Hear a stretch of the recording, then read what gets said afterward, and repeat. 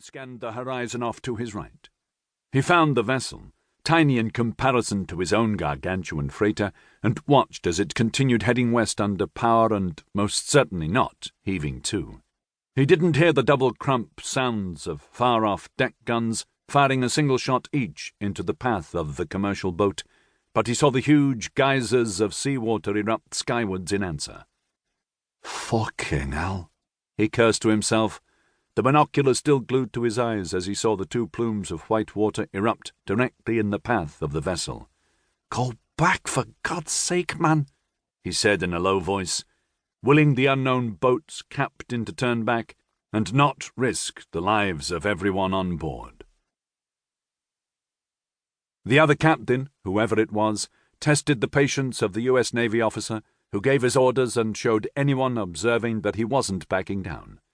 The warning shots were the last message, albeit not a verbal one, and Xavier had a sinking feeling about what was going to happen next. Dropping the binoculars and putting himself back inside the confines of the bridge, he gave a simple order to his helmsman. "All ahead stop," he said solemnly. "Bring us about."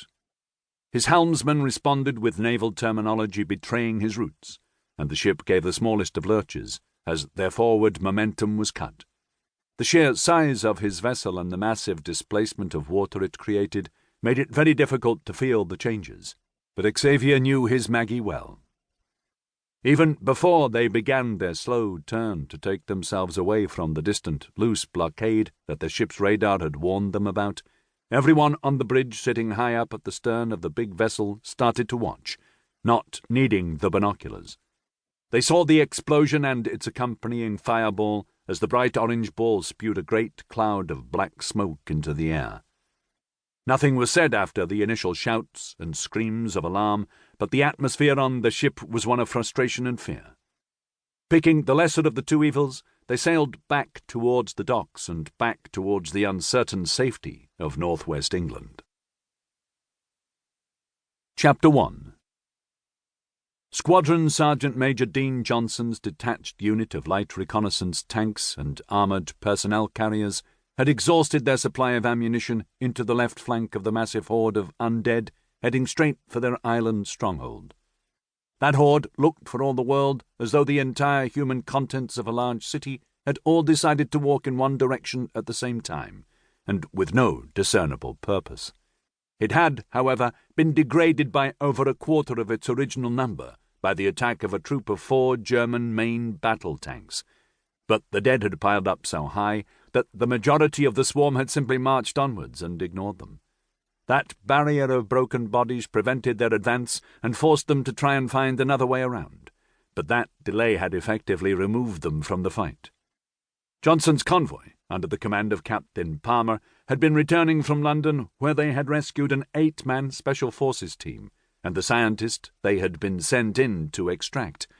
That extraction had fallen foul of another swarm, another inexplicable gathering of the dead that were known to form and dissipate without obvious sense or reason.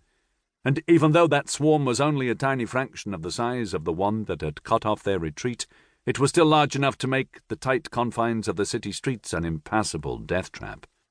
The armour had rolled in, snatched up their objectives, and rolled out with relative ease, but on their return journey they had been forced to stop and send their precious human cargo out by helicopter. Those objectives, the scientist and his box of virus samples, were escorted out by half of the Special Forces soldiers in the form of a 4-man Special Boat Service SBS patrol.